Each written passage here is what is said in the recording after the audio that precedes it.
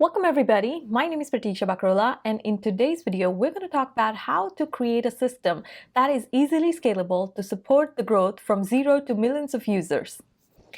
When you are launching a new system, you want to start with something simple, meaning you can have your entire system running under one server, and here is what that design looks like. As you can see, your users can access the system using the web browser or the mobile app. Here, we have our website, our database, and cache, everything running under one server. As your services become more popular, you will have more users coming to your system. In that case, one server is not enough to support that kind of web traffic.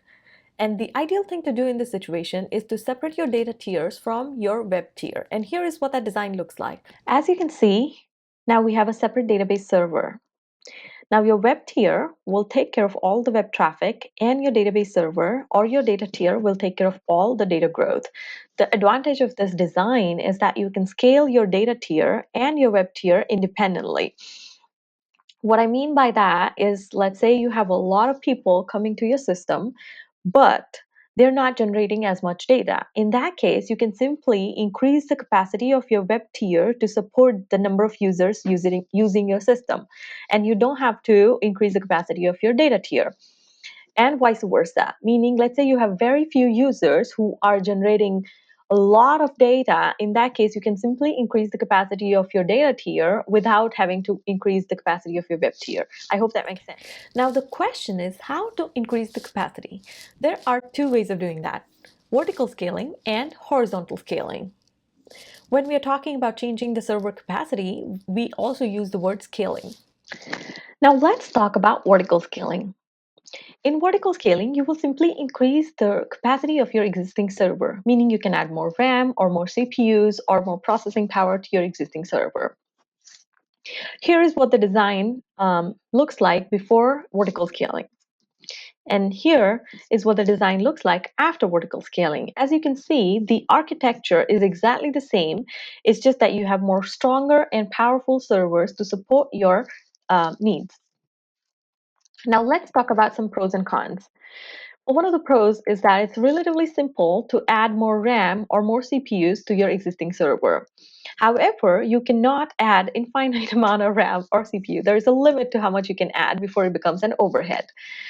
The second con is it does not provide any failover or redundancy. Meaning, if you have one web server and if that server goes down, your entire system goes down with it. Now let's talk about horizontal scaling. In horizontal scaling, you will add more servers into your pool. Meaning, if you have one web server, instead of increase that server's capacity, you will add a second server. Now the question is, how do you know whether to send request to web server 1 or send the request to web server 2? Well, you will have to add a load balancer. A load balancer will divide the request evenly between the two available servers. Half the request will be sent to server 1 and the rest of the request will be sent to server number 2. Pros and cons of horizontal scaling. One of the main advantage of horizontal scaling is the redundancy. Meaning if your one server goes down, your users can still access your system using the other server. For example, your web server 2 goes down. In that case, your users can access your system using the web server 1. But if you remember, in vertical scaling, you have one powerful server. And if that server goes down, your entire system goes down. Now, let's talk about cons. One of the main disadvantage is the cost. It's much more expensive to buy a new server compared to just adding a new RAM or hard drive into your existing server. The second disadvantage is the maintenance overhead.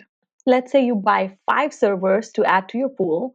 Well, before you add it to the pool, you have to configure them, and then you have to periodically patch all the 5 servers. So there is a bit of a maintenance overhead. Okay, so there is one more thing I wanted to mention about horizontal scaling, which I forgot to do earlier, is that it's not limited to just 2 web servers. You can add as many servers as you need into this design. Now, as you can see, we have come a long way from this initial design to this design, but there is still a point of failure in this diagram. So take a good look at this and let me know in the comments if you're able to find that single point of failure, and we will tackle that in the next video.